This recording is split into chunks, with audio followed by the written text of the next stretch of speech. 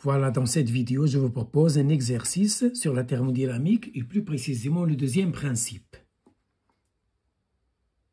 C'est une application, cette fois-ci pas du cycle de Carnot, mais un autre cycle en thermodynamique. Il est très courant, c'est le cycle de Rocha. Ça s'appelle le cycle de Rocha. Il est constitué de deux adiabatiques, je vais vous expliquer ça, et deux parties où il y a échange de la chaleur avec le milieu extérieur, c'est-à-dire deux isocores, le volume constant. Donc le cycle de Beau-de-Rocha est constitué de deux adiabatiques, CDBA, et deux isocores.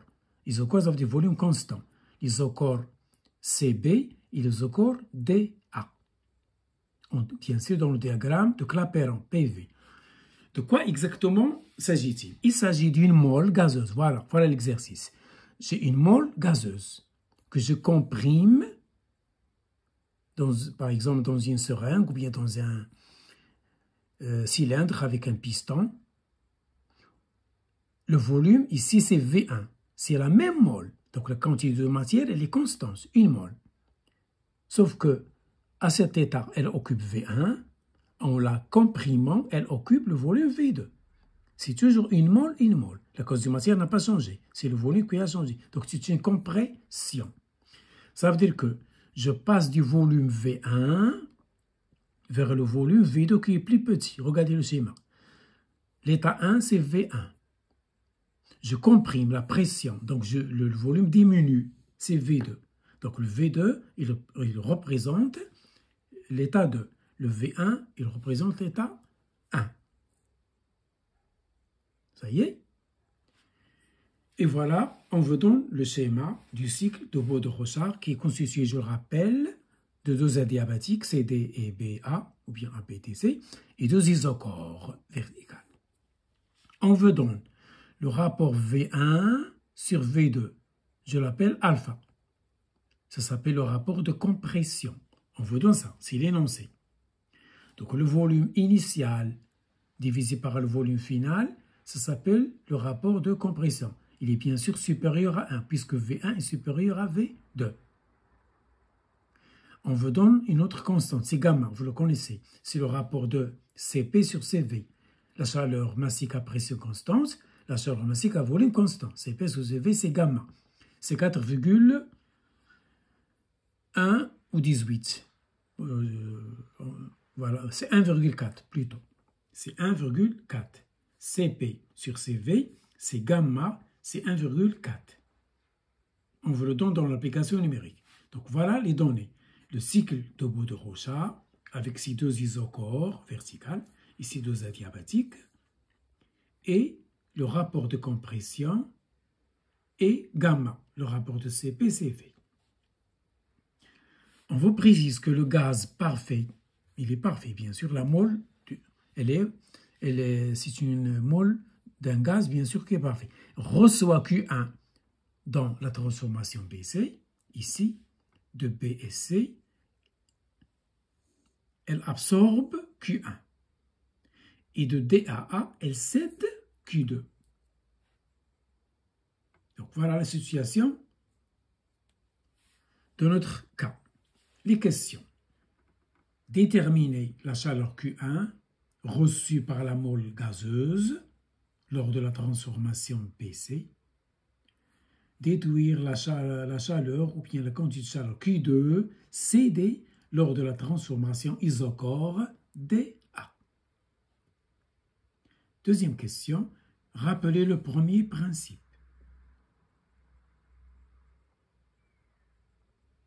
Troisième question, déterminer le rendement en fonction des deux constantes de tout à l'heure, alpha, le rapport de compression, et gamma, le rapport Cp sur Cv. On vous donne l'application numérique, alpha c'est 10, c'est-à-dire le volume V1 est 10 fois plus grand que le volume V2, c'est-à-dire on a comprimé le volume 10 fois. Et le gamma, il est connu, gamma c'est 1,4, toujours Cp sur Cv, on l'appelle gamma, c'est 1,4. Ça, c'est dans le cours. Je passe aux éléments de réponse. 1. La chaleur Q1 reçue lors de la transformation isocore PC est CV. C'est V parce qu'il est à volume constant. Transformation, il est isocore. T final moins T initial, c'est TC moins TB.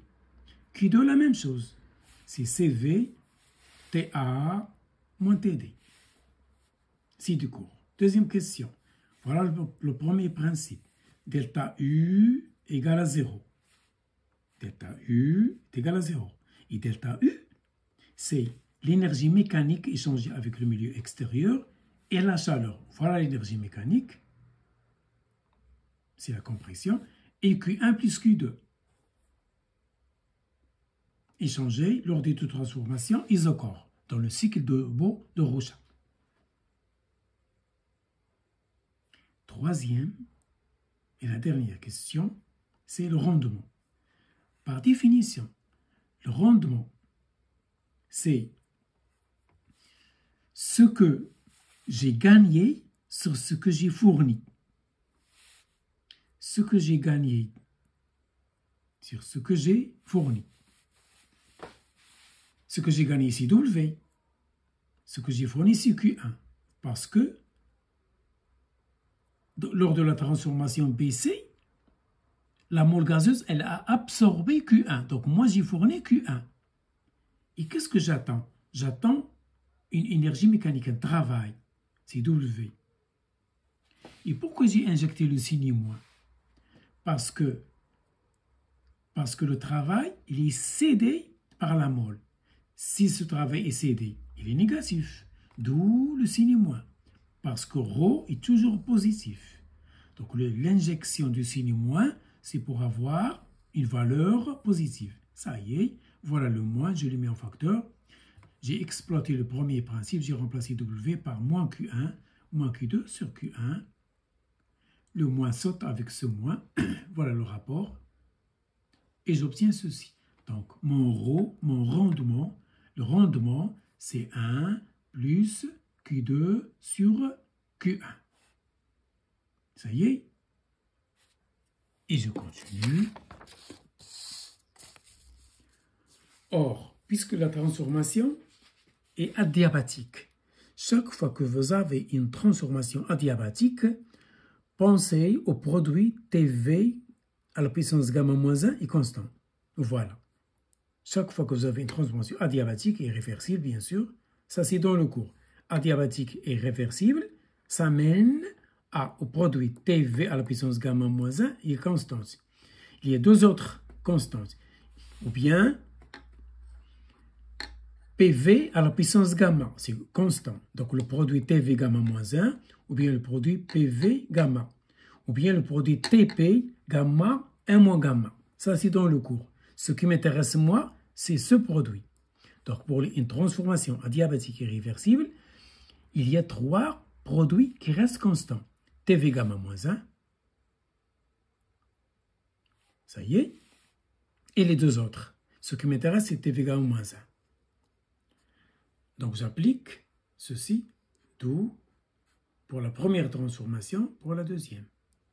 Pour la première et pour la deuxième. Je fais le rapport et voilà ce que j'obtiens. Je fais sauter les V. Le V1 avec le V1, le V2 avec le V2. Pourquoi j'ai fait ça?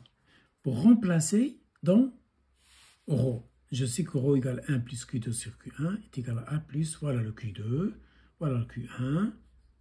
J'arrive à ceci. Ça y est, je factorise. Il faut toujours chercher à faire apparaître 1 pour pouvoir faire des approximations, des développements limités. Donc voilà, je factorise et j'obtiens ceci. Puisque le rapport TD sur TA, TC sur TB est le même. Donc là, cette parenthèse est la même que celle-là, sauf à un signe moins, puisque celle-là est l'opposé de ça. Voilà pourquoi j'ai injecté ici le moins. Donc si je fais le moins, je peux inverser soit cette parenthèse, soit celle-là, pour pouvoir simplifier. Elles sont égales, mais de signes opposés. Donc je simplifie et je mets moins. Voilà, c'est ce que j'ai fait. Et voilà, ce rapport, il est égal à ceci, ρ égale 1 moins ceci, à la puissance de moins 1, j'obtiens ça. Donc voilà, j'ai répondu à la question, j'ai exprimé ρ en fonction de deux constantes, alpha et gamma.